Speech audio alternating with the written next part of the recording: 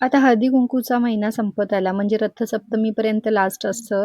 पण माझं हळदी-कुंकू काही झालं नाही. म्हटलं चला आता रथसप्तमीला तरी करून घेऊया. म्हणून आज मला जायचं होतं वाण वगैरे आणायला. त्याआधी सकाळी इथे छान नाश्ता वगैरे करून घेतला. त्यानंतर मग संध्याकाळच्या वेळेला म्हटलं चला आता जाऊन वाण वगैरे घेऊन येऊया.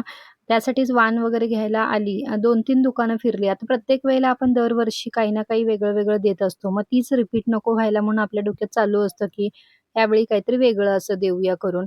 पण दुकानामध्ये गेल्यानंतर ना खूप असं गोंधळल्यासारखं होतं. काय देऊ काही समजतच नाही.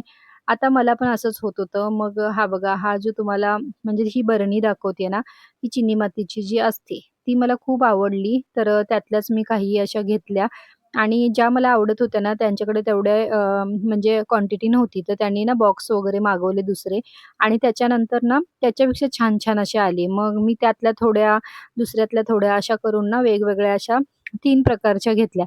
तर बघा हे पण घेतलं मी. हा तर डिझाइन मला खूप कॉफी कलर असा आवडला.